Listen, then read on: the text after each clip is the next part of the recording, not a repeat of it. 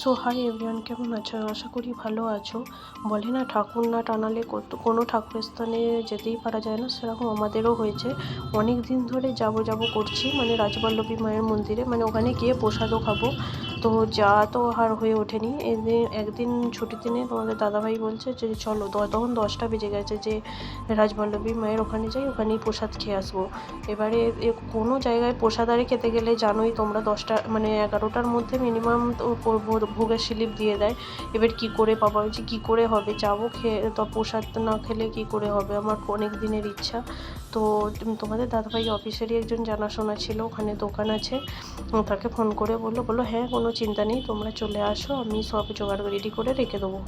এবার আমাদের যেতে যেতে প্রায় 1:30টার দিক করে হয়ে গেছিলো, কারণ অত বেলা হয়ে গেছে যে কী করে পুজো দেবো। এবার আমার কোনো ধারণাই ছিল না যে ওখানে সারাক্ষণই প্রায় পুজো চলে, তোমরা যখনই যাবে, শুধু ভোগের টাইমে অফ থাকে।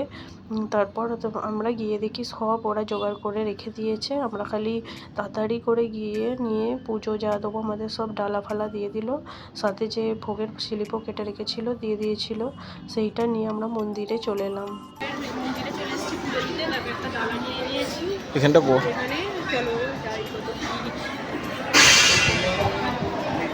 তো পুজো টুজো তো দিয়ে দিলাম, তারপর আমাকে প্রসাদ হিসেবে একটা গোটা ফলও দিয়ে দিয়েছে। তারপর একটু দাঁড়িয়ে যেতে বলেছিল, কারণ সেই সময় মায়ের ভোগ লাগিয়েছে।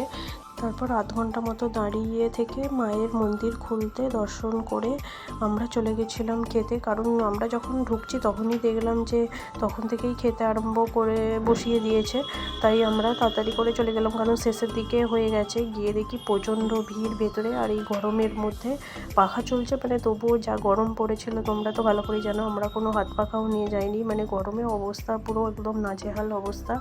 তাও যেহেতু ঠাকুরের প্রসাদ, যাই হোক কষ্ট করে তো খেতেই হবে, তাই বসে পড়েছিলাম। এবার ওখানে খাবারগুলো যেন পুরো গরম ছিল।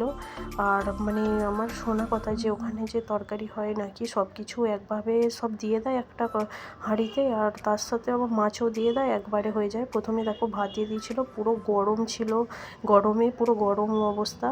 তারপর ডালও, আর এই যে তরকারি, খুব সুন্দর খেতে, মানে প্রসাদ যে বলে, মানে সত্যি করে অনেক দিনের ইচ্ছে ছিল, মানে সার্থক হলো। তারপর এই পায়েস তো মানে তুমি ঘরে যত ভালো দুধ দিয়েই রান্না করো, যতই দুধ দাও, অত সুন্দর হবেই না।